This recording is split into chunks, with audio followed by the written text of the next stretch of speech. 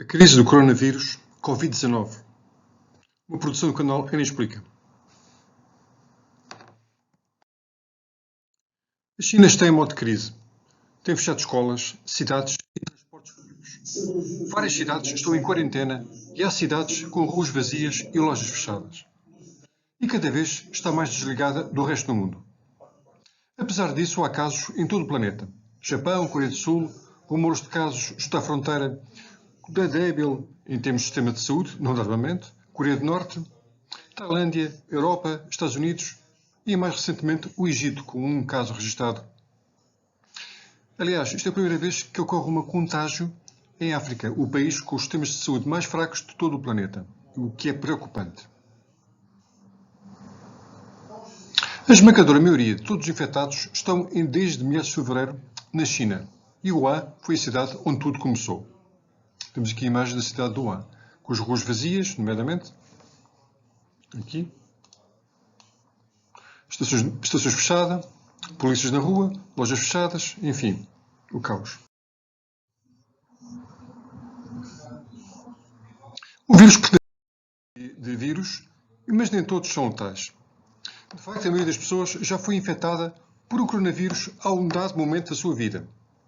Tipicamente, dá por um nariz úmido, uma tosse ligeira e outros sintomas gripais ligeiros. Mas este vírus é novo.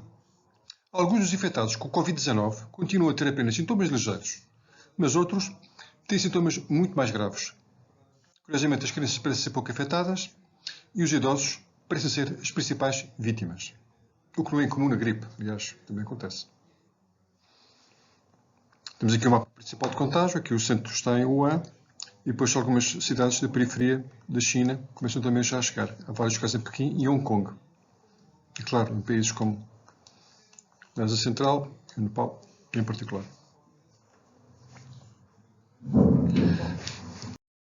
A mortalidade do vírus é estimada entre os 2% e os 4%, com tendência para o primeiro número, 2%. Isto significa que morrem entre 2% a 4% dos casos dos pacientes que chegam aos hospitais. Ou seja, os que têm sintomas pesados, os que têm sintomas ligeiros, os casos leves, não são conhecidos pelo sistema de saúde e levam o número real de infectados para um número que poderá ser inferior aos 2%, pelo menos atualmente, na mutação atual do vírus. E onde vem este vírus? Bom, aqui está a infecção, isto é muito curioso. O vírus contracebe por aqui. A gripe das aves, varicela, poliomielite, o ébola e, claro, aqui o mais contagioso de todos, o sarampo, curiosamente. E onde é que veio o vírus? Bom, parece ter vindo de um mercado de animais exóticos em Wuhan. Aqui está ele, este mercado. Já está fechado atualmente. Mas depois ficou claro que alguns dos primeiros doentes nunca tinham lá estado. Os investigadores chineses, logo no começo da epidemia, fizeram análises ao ADN do vírus e carregaram o seu código para a base de dados internacionais.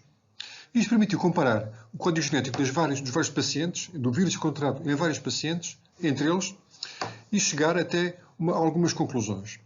Em primeiro lugar, foi encontrada uma similitude, uma semelhança com vírus encontrados nos morcegos. Curiosamente, os morcegos não ficam doentes quando estão infectados pelo Covid-19. Ou seja, são apenas um agente transmissor. Coloca-se então a pergunta, como é que passou do morcego para o ser humano? Bom, como com o SARS, que também começou em morcegos, precisamente, parece uma fonte popular de contágio de vírus, o Covid passou através do hospedeiro temporário ao ser humano. Ou seja, foi uma transição. No nosso caso, do Covid, parece ter passado do morcego para a civeta. A civeta é este animal. Sim, já agora, os morcegos na China não são consumidos regularmente como sopa. Isto é um caso, uma fotografia que aparece na internet, mas de facto é um hábito da Tailândia. Onde há casos, mas são casos de contágio de pessoas que vêm da China. O pobre diabo da civeta, cá está ela, é conhecida porque é o produtor do Kopi Luwak, ou seja, é um café muito exótico, porque a civeta é muito criteriosa na seleção dos melhores grãos de café, só os come, os piores deita-os fora, não os consome, e os grãos depois aparecem nas suas fezes. Há alguém, isto ocorre na Indonésia, que tira os grãozinhos de café não digeridos pela civeta que saem das suas fezes e os remove e faz o tal café de topo de gama, que é este aqui, que está aqui em baixo. Cá está ele. Copiluac, assim é chamado. E também se falava da cobra como potencial ponto de contágio, ou agente transmissor, mas não se confirmou. Uma coisa certa, é mais provável que o vírus tenha chegado ao ser humano não por ingestão, não por comida de civetas, embora os chineses sejam capazes de as comer, de facto foi através do contágio indireto. Ou seja, algumas gotículas de saliva da civeta ficaram num local, alguém passou, tocou esse local, tocou na boca, acabou. Ficou feito o contágio do primeiro caso, do chamado paciente zero. Quando aconteceu esta mutação ao chegada ao ser humano? Bom, as amostras extraídas de vários pacientes, comparadas, indicam que as suas pequenas alterações do código genético do vírus apontam para pacientes diferentes e porque todos os vírus mudam ao longo do tempo, numa data que é alguns entre meados de novembro e começos de dezembro de 2019. Ou seja, é um vírus recente, não anda por aí há muito tempo. Nota-se que a China reportou o primeiro caso a 31 de dezembro de 2019. Ou seja, não tiveram muito bem, mas pronto. Aqui está a progressão dos casos na China, o mapa de 2020, mas acho que é de janeiro, exatamente, de janeiro de 2020. Portanto, já era grave na altura. Bom, uma coisa é certa. O vírus não é transmissível pelo ar, como sucede, por exemplo, com o sarampo, o qual podemos apanhar apenas por estar numa sala onde alguém esteve com o sarampo 2 horas antes. Sim, no ar. Mas o Covid parece ser transmitido de ser apenas por gotículas respiratórias. E cá estão elas. Que entrou pelo corpo por toque nos olhos, por toque no nariz, por toque na boca, a partir de uma superfície de contacto. Ou seja, não passa pelo ar. E se fossem transmitidos pelo ar, falaríamos de taxas de contágio muito superiores. E por isso é que a maioria dos casos que são conhecidos são de contactos diretos. As pessoas estiveram na mesma sala, no mesmo quarto, no mesmo hotel. Que tocaram os mesmos objetos, sobretudo. Parece haver pessoas que transmitiram o vírus antes de experimentarem sintomas. O que, de facto, há quem fala de 14 dias de incubação. Alguns coronavírus são mais infecciosos, contagiosos, precisamente antes de terem os primeiros sintomas no seu paciente. E cá está uma comparação muito interessante. O valor de contágio do Covid-19 indica algo entre o 1.5 e o 3. Esta data era 1.425. Atualmente estamos a 15 de fevereiro, pronto, já passaram 10 dias, os números são diferentes.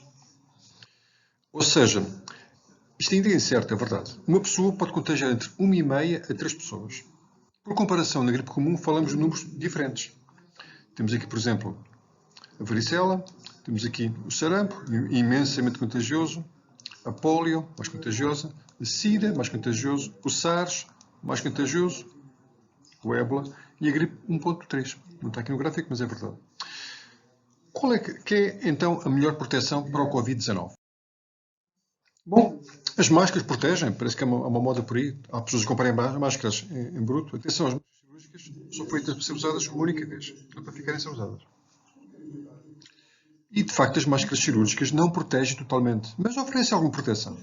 Sobretudo porque impedem que as pessoas toquem na sua própria boca depois de tocarem numa superfície onde esteve o vírus, ou seja, onde alguém tossiu. Sim, não impedem que o vírus entre na pessoa, impedem que a nossa mão toque na boca. Se tivesses, tinha entrado.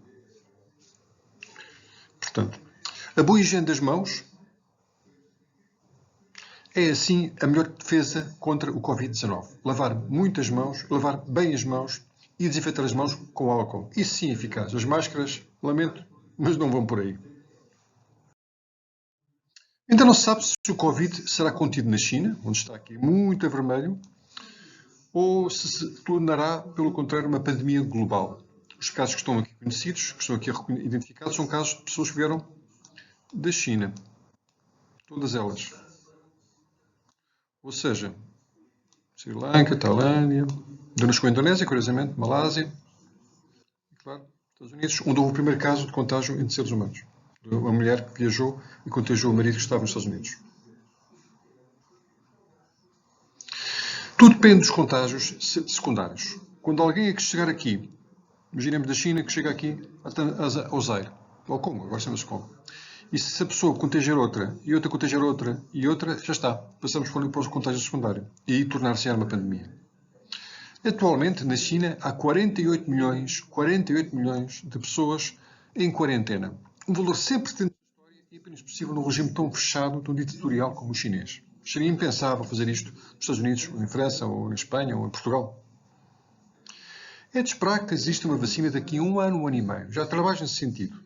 Mas é provável que antes, talvez entre 6 meses a 12 meses, mas é a estimativa que fazem os especialistas, comparando com o SARS, o vírus se torne precisamente pandémico. Ou seja, teremos uma pandemia com uma taxa de contágio entre bastante elevada, mas de qualquer forma com uma taxa de mortalidade, que é mais importante, entre 2% e 3%, talvez um pouco menos, não sabemos bem ao certo, e que afetará, estima os especialistas, metade da população mundial. Ou seja, estamos a falar de mortes de 1 a 2% da população mundial nos próximos 6 a 12 meses e, portanto, falamos de muitos milhões de pessoas.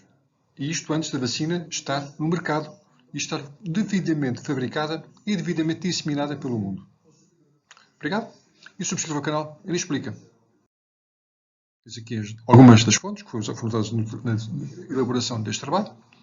Obrigado.